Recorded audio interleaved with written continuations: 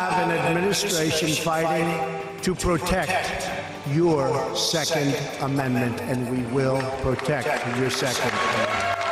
President Trump taking the stage at the NRA's national convention today as Dallas becomes the focal point for the nation's debate on gun control.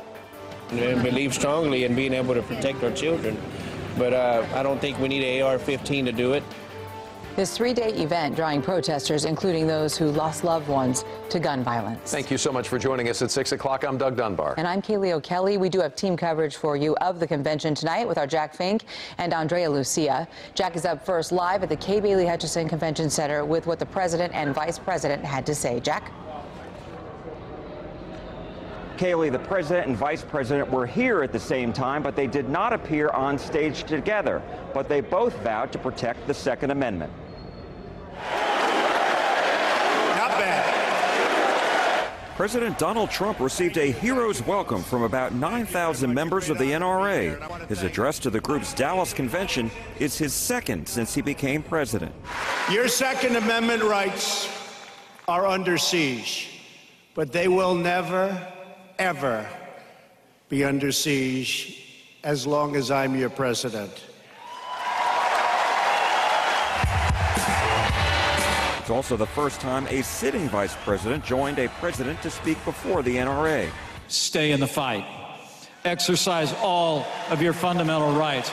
Live out the citizenship in a way that's long made the NRA one of the most potent forces for good. The president said he is deeply committed to keeping school children safe.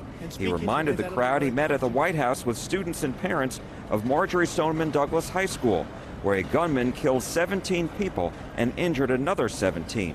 I was inspired, like all of you were, by their incredible courage. The president was criticized after he changed his mind about raising the age for buying a rifle from 18 to 21. But he signed the bipartisan bill improving the criminal background check system, and he no longer wants schools to be gun-free zones.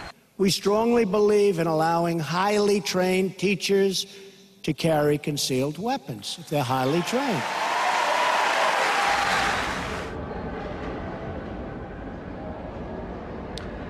Also today, the president honored the memory of fallen Dallas police officer Rogelio Santander and offered well wishes to Officer Crystal Almeida and civilian Scott Painter. He praised the Dallas Police Department, saying that it lost too many heroes, but that it hasn't lost the will to serve. Live in Dallas, Jack Fink, CBS 11 News. All right, Jack, thank you for that. The president and vice president's arrivals today were certainly soggy, but exciting for a select group of people. Vice President Mike Pence and his wife needed umbrellas when they arrived at Love Field. So did President Trump when he landed around 12:30. But for those waiting and watching, umbrellas were deemed a safety concern. Two Dallas high school students took it all in stride and even took some pictures of their chance to see the nation's top leaders. My heart just dropped when I see him because I always see him on the TV and everyone's always talking about him at my school, but to actually have the opportunity to be even in his presence, just something I can't explain. I've never had the experience, so it's just I've only ever seen him on the news. Just to see him in person, it was a lot.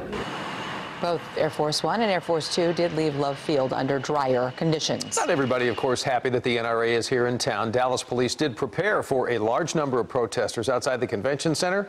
But in the end, today, only about a half a dozen people stood under the awning of the entrance at the NRA exhibit hall. A heavy police presence nearby made sure also that there were no confrontations with any convention goers. Some of the protesters want age restrictions on gun purchases and bans on certain rifles. We need sane gun regulation to protect our kids.